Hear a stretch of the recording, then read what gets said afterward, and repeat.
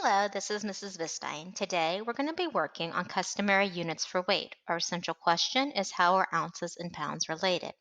Weight is the measure of how heavy an object is. The customary units for weight include ounces and pounds. Here's how ounces and pounds are related.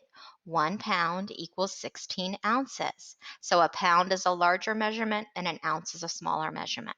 So let's look at our examples. We've got a slice of bread and we've got a loaf of bread. A slice of bread is a smaller item, so it weighs about 1 ounce. A loaf of bread is a larger item, and if we think about it, it probably has about 16 slices in it, so it would weigh about 1 pound. Let's work on some sample problems. The first problem we're going to work on is page 603, number 8, if you would like to work along with me. It's a multi-step problem. Jared has a canister that has 48 ounces of homemade trail mix. He wants to package the mix in bags that each hold 1 pound of mix. How many bags can Jared fill? We'll start by circling our information and underlining our question. We also want to go ahead and write down our conversion that we're going to be using today. 1 pound equals 16 ounces. Okay, we're going to start by drawing a picture. We're going to draw a picture of these 48 ounces. And when we draw a picture, we're going to make sure it's organized. We're going to draw an array of 6 by 8 because 6 times 8 equals 48. So there's my 6 by 8 array.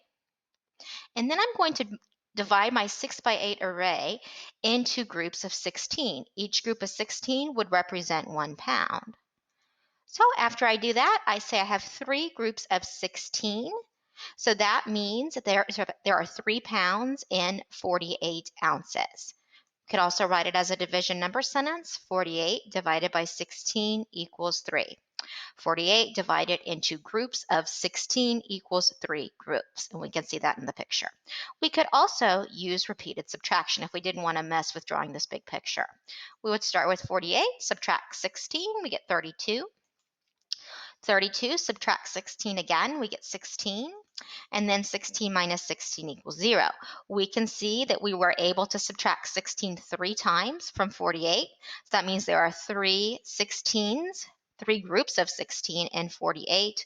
That means there are 3 pounds and 48 ounces. So our answer is Jared can fill 3 bags. Let's try another one. Okay, this one is page 604, number 12. Sandra and Rochelle baked 2 cakes. They cut both cakes into 8 equal slices. Each slice weighs about 2 ounces. What is the combined weight of the cakes? We would start by circling our information. Then we would underline the question. Again, write down your conversion. 1 pound equals 16 ounces. We're going to start again with a picture. We're going to draw those 2 cakes and divide them into 8 equal parts. There they are.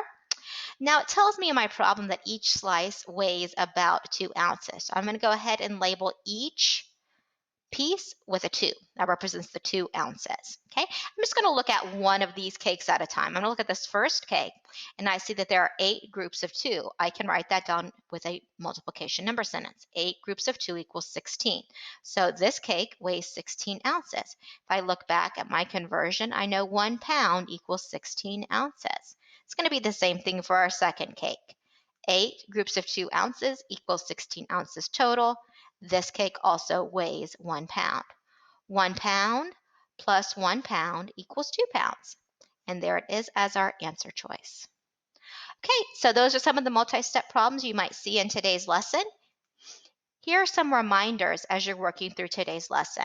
Remember, weight is how heavy something is. You're going to use ounces for light items. You're going to use pounds for heavier items. And don't forget the conversion. 16 ounces equals 1 pound. Goodbye and good luck.